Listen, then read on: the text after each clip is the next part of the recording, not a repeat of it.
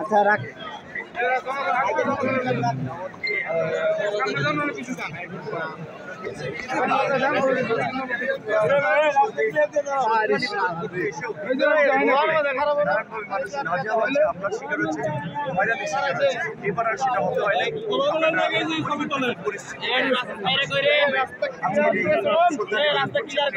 পালন করছে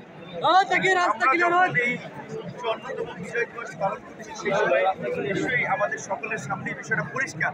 1971 সালে যে বৈষম্য নিরসনের জন্য আমাদের মুক্তিযোদ্ধারা আমাদের তরুণ প্রজন্ম এবং ছাত্র জনতা সম্মিলিতভাবে এই বৈষম্য নিরসনের জন্য অভ্যন্তরীণ একটা ফ্যাসিস্ট শাসকের বিরুদ্ধে লড়াই করেছে। এই লড়াই 24-এর আগেও হয়েছে। কাজে আমরা এইবার অন্তত যেন সবাই অঙ্গীকারবদ্ধ হই, আগামীর বাংলাদেশে যেন কোনো ফ্যাসিস্ট তৈরি হতে না পারে, শাসক ভোটের অধিকার, নাগরিক মর্যাদা এবং নাগরিক অধিকার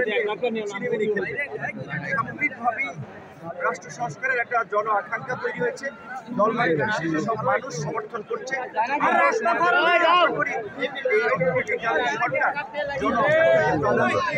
রাষ্ট্র সংস্কারের পরে বিদ্যুতের যে আকাঙ্ক্ষা ছিল একটা গণতান্ত্রিক বাংলাদেশ, সেই গণতান্ত্রিক বাংলাদেশ পথে এগিয়ে যাবে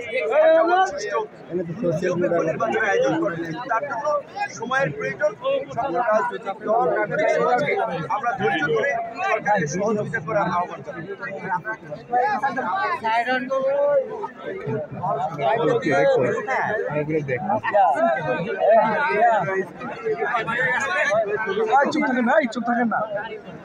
এই 24-এর আন্দোলন কার্যত গোটা দেশের মানুষের কাছে চোখে আঙ্গুল দিয়ে দেখিয়ে দিয়েছে মুক্তিযুদ্ধের স্বপ্ন 24-এও অপূর্ণ রয়েছে এবং আমাদের রাজনৈতিক দলগুলো ব্যর্থ হয়েছে, তাদের নেতৃত্ব ব্যর্থ হয়েছে, যার ফলেই একটা নতুন নেতৃত্বের সৃষ্টি হয়েছে, একটা গণ অভ্যুত্থান হয়েছে। কাজে পুরনো নেতৃত্ব দিয়ে পুরনো পথে এই বাংলাদেশ চলবে না, এই বাংলাদেশের পুনর্গঠন হবে না।